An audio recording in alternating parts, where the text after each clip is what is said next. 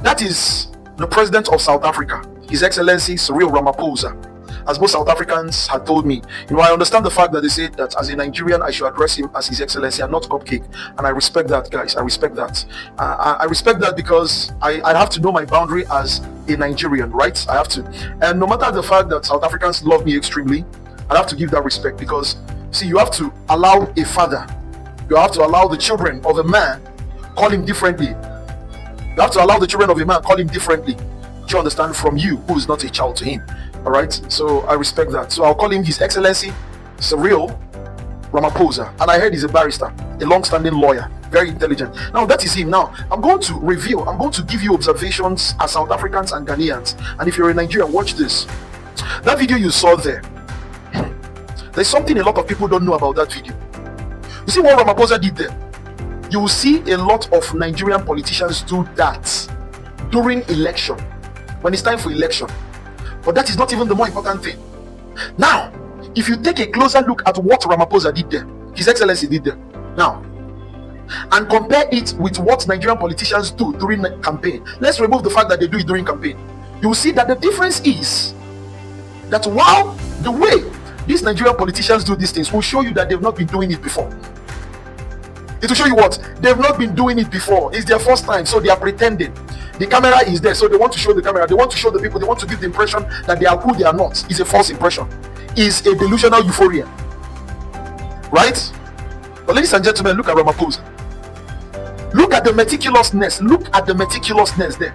You see, Ramaphosa, you remind, see, sir, you and His Excellency Dramani, you people remind me so much of my father.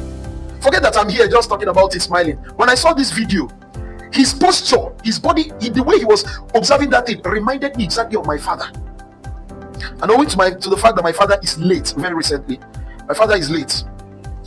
It just brought so much memories to me, and I wept and wept. If you were closer to me, you'd be asking me, Ace, why are you weeping? You're looking at Ramaphosa, you should be happy. Why are you weeping? Guys, you don't know, guys.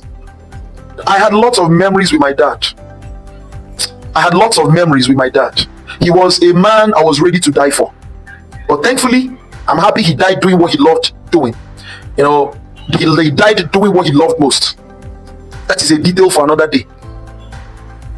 He was a man that in the midst of a society that had failed, in the midst of a society like Nigeria, if I have nothing to worship my father for, the fact that my father found a means to make us think differently from Nigerians while we were in Nigeria is one of the things that I would worship him for. I'm sorry, Jesus. It's one of the things that made me create a shrine for my father. My father is like a god to me. The fact that he found a way to make I and my siblings think differently from Nigeria, such that Nigerians, in most cases, owing to my activities, they will ask me, are you sure? They will ask themselves, are you sure this guy is in Nigeria? They will ask themselves, are you sure this guy is in Nigeria? He behaves like white people. Owing to the proficiency and the passion I attach to doing things without needing benefits. That is a white man thing to do. You know what my father told me? Before I went for NYSC? You know what he told my brother? All my siblings were practically retained when we never knew what retaining is. Everywhere we go to, people will be like, no, these guys that serve, we need to retain them. That was how I came out of the university after NYC. Jobs were chasing me all around, owing to the nurture that my father bestowed on me. That's why when I look at Ramaphosa, I just weep. Ramaphosa is just, his nature of doing things reminds me of my father. Then Ibrahim Mahama, when he opens his mouth to speak, his eloquence reminds me of my father, because my father was an English lecturer before he retired, and now he's late. He retired as English lecturer.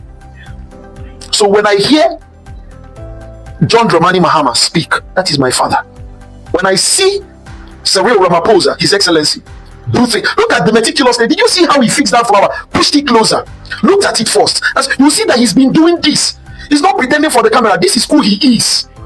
That's how you know he's been doing this. Forget what is in the camera. Observe that thing. It's who he is. It's his nature. He's not pretending.